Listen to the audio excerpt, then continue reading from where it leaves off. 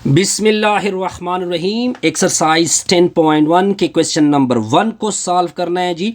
क्या कहते हैं कि एक ट्राइंगल ले ले और ये ट्राइंगल आइसोसेलस है। हमने एक ट्राइंगल ए बी सी लिया और ये ट्राइंगल कौन सा है, आइसोसेलस हो गया। अब आगे क्या कहते हैं, आगे कहते हैं कि आप क्या करना है आपने कि आपने एक परपेंडिकुलर लाइन रख, जब आइसोसेलस ट्राइंगल है तो इसका मतलब है कि इसकी ये वाले दो साइड आपस में मैंने क्या कर लिए, कांग्रुएंट हो गए, क्योंकि आइसोसेलस ट्राइंगल के दो साइड आपस में क्या होते हैं, कांग्रुएंट होते हैं। जब इसके दो साइड कांग्रुएंट होते हैं तो इसका एंगल ए बी किसके साथ कांग्रुएंट होगा, एंगल बी के साथ। यहां तक पॉइंट क्लियर होगा जी। अब आगे क्या कहते हैं कि आपने एक परपेंडिकुलर ड्रा करना है, लेकिन ड्रा कहां से करना है, आइसोसेलस के बेस से। तो ये आइसोसेलस का बेस है, ठीक हो गया। इससे आपने दो परपेंडिकुलर क्या करने हैं, ड्रा करने हैं। तो एक परपेंडिकुलर आपका ये हो जाएगा सर, एक परपेंडिकुलर आपका ये हो जाएगा। अब आगे हमने क्या करने हैं, इसको पॉइंट डी के ऊपर कट करते हैं, इसको पॉइंट ई के ऊपर कट करते हैं। जब ये परपेंडिकुलर मैंने ड्रा कर दिए तो इधर एंगल 1 बनेगी, इधर एंगल 2 बनेगी। तो एंगल 1 इज कांग्रुएंट टू क्या होगा, एंगल 2। क्यों कांग्रुएंट है, क्योंकि दोनों के ऊपर 90 बन रही है।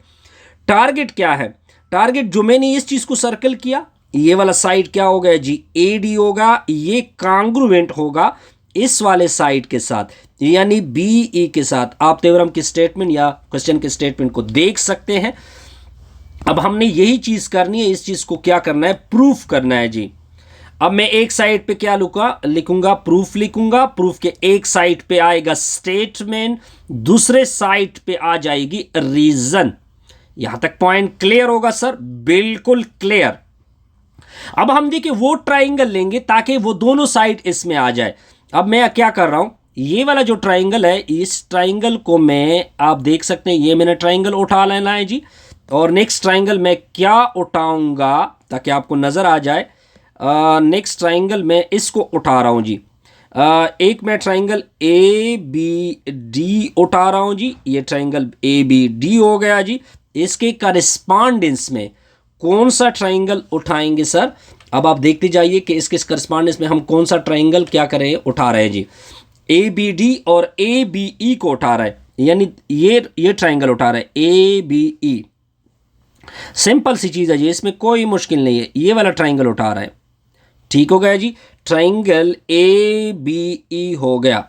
अब आपने तीन बातें क्या करनी है जी, प्रूफ करनी है ताकि ट्राइंगल बराबर हो जाए।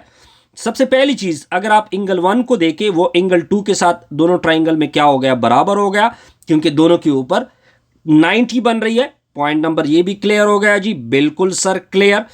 अब आगे क्या होगा, ये वाला साइड, ये जो आपको साइड नजर नहीं आ रहा, ये ए बी, ये दोनों ट्राइंगल में है। एक ए बी ई में भी है और ए बी डी में है। ये कांग्रुएंट हो गया। पहले इस चीज को लेके आते हैं कि ए बी जो है वो कांग्रुएंट है ए बी के साथ।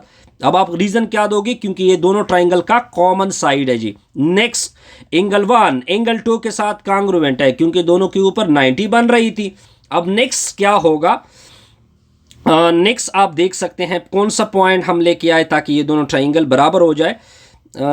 ये कौन कौन से क्या लेंगे, अब आप देखते जाइए कि एंगल ए तो एंगल ए और एंगल बी भी बराबर है। अब अगर आप एंगल ए को देखें और एंगल बी को देखें, दोनों ट्राइंगल में ये भी बराबर हो गए जी। एंगल ए एंगल बी के साथ बराबर हो गया। ये आप कहां से लेकर, गिवन से लेकर। तो दोनों ट्राइंगल आपस में क्या हो गए जी, ए बी डी कांग्रुएंट हो गया ट्राइंगल ए बी ई के साथ। क्यों, क्योंकि एक साइड आ गया, दो एंगल आ गए। इस ए के मुताबिक ये दोनों ट्राइंगल आपस में क्या हो गए, कांग्रुएंट हो गए। अब इसमें जो भी बनेगा वो आपस में क्या बनेगा, कांग्रुएंट बनेगा। तो इसका मतलब ये है कि ए डी साइड कांग्रुएंट हो गया बी ई के साथ, क्योंकि triangle A B D congruent हो चुका है ट्राइंगल ए बी ई के साथ, ए बी ई के साथ। क्लियर जी, बिल्कुल क्लियर। नेक्स्ट क्वेश्चन देखते हैं। अब देखिए ये क्वेश्चन नंबर 2 है। आपको कुछ गिवन, ये आपका गिवन है जी और ये आपका गिवन है। नेक्स्ट आपने इस फिगर के लिए ये टारगेट लेके आना है। तो गिवन में हम क्या क्या के गिवन है, A C is congruent to C E, ठीक हो गया। नेक्स्ट क्या है जी, and angle B is congruent to angle D. हमारा टारगेट क्या है जी, हमारा टारगेट ये है कि हमने बी सी को, यानी बी सी ये वाला साइड और सी डी को क्या करना है जी, बी सी को कॉन्ग्रुएंट करना है सी डी के साथ। अब हम इसका प्रूफ करेंगे, तो प्रूफ को देखते जाइए। अब क्या करेंगे सर, इसका प्रूफ लेंगे, प्रूफ। तो प्रूफ के एक साइड पे लिखोगे स्टेटमेंट, दूसरे साइड पे लिखोगे रीजन। ठीक हो गया जी सर, बिल्कुल क्लियर। अब आपके कितने ट्राइंगल बन रहे हैं? अब अगर आप देखिए आपके दो ट्राइंगल बन रहे हैं। एक आपका ट्राइंगल बन रहा है ऊपर ये वाला, ये हो गया ट्राइंगल ए सी और डी बन रहा है। नेक्स्ट कंपैरिजन में ये ट्राइंगल बन रहा है। ये कौन सा ट्राइंगल है? ट्राइंगल बी सी ई बन रहा है जी। Point clear? ये मैंने क्यों उठाया? क्योंकि हमने इन दोनों को इन ट्राइंगल में इक्वल करना है जी। क्लियर? अब आपने एक एक बात कर लेके आनी है जी।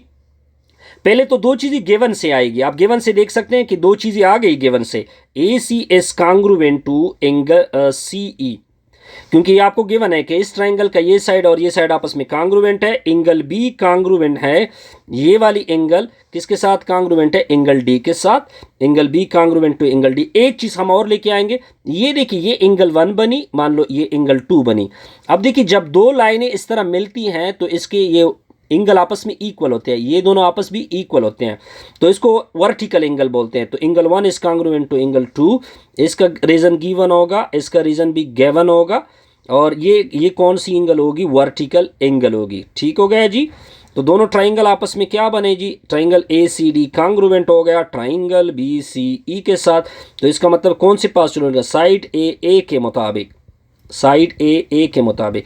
तो इसका मतलब है कि ये टारगेट भी क्या हो गया? दोनों ट्राइंगल के कांग्रुएंट से ये आपस में पूरा हो गया जी। पॉइंट क्लियर है जी, क्योंकि triangle A C D congruent है ट्राइंगल बी सी ई के साथ। पॉइंट क्लियर है जी, बिल्कुल सर क्लियर। अब आते हैं नेक्स्ट क्वेश्चन की तरफ। नेक्स्ट देखते हैं। अब देखिए नेक्स्ट क्वेश्चन क्या कहते हैं। आपको एक फिगर गिवन है और फिगर में ये चीज़ आपको गिवन है कि एंगल बी यानी angle B congruent to angle E है, सी मिड पॉइंट है। तो ये तो पहले गिवन में लिखते हैं कि एंगल बी कांग्रुएंट है एंगल ई के साथ। नेक्स्ट क्या है? सी जो है वो मिड पॉइंट है जी।